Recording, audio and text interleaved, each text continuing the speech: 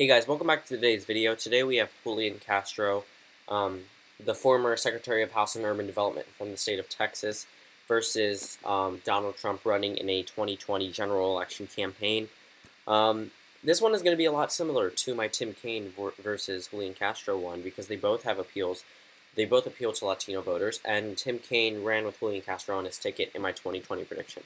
So before we go through all the swing states, of course we would need to go through all the safe Republican states. Not leaving. I'm leaving Texas as a toss-up as of right now. Georgia, Iowa, and Ohio, I don't see flipping, along with Indiana. Those ones probably won't flip because Trump won them by considerable margins in 2016, and Julian Castro is not the right person to turn out African American voters. And when I say that, I'm going to give him a congressional district. I'm going to give him Carolina's votes. In Maine, of course, one congressional district will go to President Trump. New York, Vermont is safe blue, and Minnesota would be safe blue, along with Virginia. So those are trending. Well, Minnesota's not trending more Democratic, but I think Castro can do better than Clinton did in a general election, and I think that Virginia is trending more Democratic, and I think that will stay for the Democrats unless they nominate someone who isn't known whatsoever or can't appeal to the voters, the voting base. So we have Michigan, Wisconsin, and Pennsylvania we need to watch out for.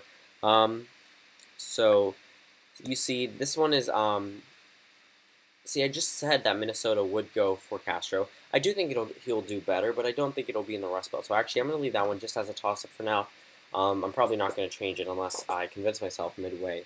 But when I came to this video, I knew exactly what I wanted to do. Because I just now need to explain what I did and why I did it based off my prior research. So we have states that normally would vote Democratic. So we have Colorado, New Mexico, and Nevada. All huge Latino populations here. I think Castro can win over a lot of those voters. In the Rust Belt, Castro's not the guy to win back the Rust Belt. The first state that I would see going to Trump is Pennsylvania. Of course, I think that Pennsylvania would go to Donald Trump just because of the fact that I think that President Trump will be able to do really well in Pennsylvania against Julian Castro. I think Julian Castro is not the right person to appeal to the white working class. I have not assigned him a VP in this video, which is why the outcome may be different in an election night video. Let's say he chooses someone like not Elizabeth Warren, but someone who could appeal to the white working class as his VP, then sure, things could change. But as of right now, this is just a one-on-one match as if the candidates ran against each other for the first time. Well, they have run against. This would be the first time they ran against each other, but this is without a VP. So Michigan and Wisconsin, I'm going to put up Michigan for Trump next. The reasoning behind that is the fact that Trump won it by 22,000 votes, and I don't think Castro will expand on Hillary Clinton's margin. I do think Castro will divide the Democratic Party, but I think in 2020 a little change in demographics.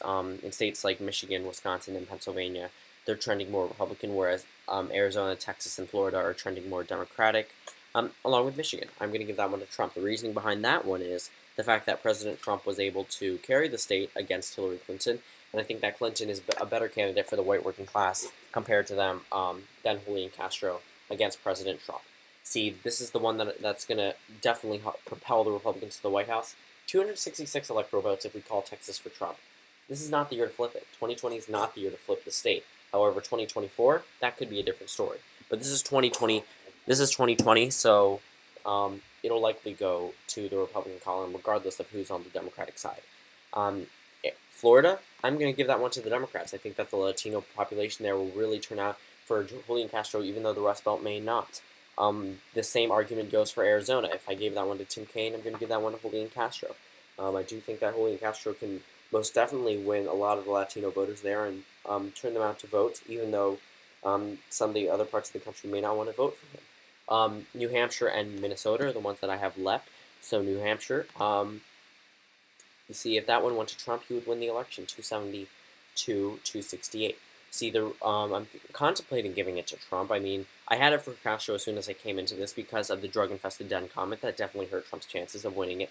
So I'm going to leave it blue for now, but my reasoning behind why I could give it to President Trump is because of the fact that I do think that Julian Castro doesn't really appeal the same way to the Northeast as Hillary Clinton did. She won it by a slim margin, and I think that Julian Castro may not be able to win over those voters the same way she did, but based off where I concluded with the research, with the 2016 general election results, 2012 general election results, changing demographics, I'm going to give New Hampshire to the Democrats. Here's the one that I said I wouldn't change, but I'm going to change it now. I think Minnesota would go to Donald Trump. The reasoning behind that is the fact that I don't think Julian Castro can appeal to the Rust Belt at all. He's not that type of guy. He's the type of guy to maybe appeal to Latino voters, as you can see in Florida, Arizona, Nevada, New Mexico, Colorado, parts of Virginia. But he's not the guy to appeal to the white working class and flip them back to the Democratic side. In fact, I think he'd lose the state based off Donald Trump's approval rating has also ticked up in recent days, so I do think that could help him a little bit. So we have a final map of 276 for President Trump to 262 for Julian Castro. This is just a scenario as if the election happened today. I do not see Julian Castro as the right candidate to win a full-on presidential election unless he gets a little bit more experience. Honestly, this one could go either way. Just one state flipping could tilt the favor for Julian Castro. Let's say Minnesota flips, Castro wins. But as of right now, don't get upset. Just comment down below what you think I should change and what you think I was wrong about, because I love seeing criticism about my videos because it means I'm doing something right. It means that I'm talking to people who have different views as me, and they may show me a different way of looking at things, because if I put this out here and then you guys don't comment anything, I'm going to assume it's right, but then I get one comment saying it's wrong, and I assume that the majority of my viewers. So if you see something wrong, if you see something off about my videos, then just comment it below, and I'll most likely respond to you. So yeah, so again, thank you guys for watching. I'll probably have another video out tonight. So again, just thank you guys for watching, and I'll see you tomorrow.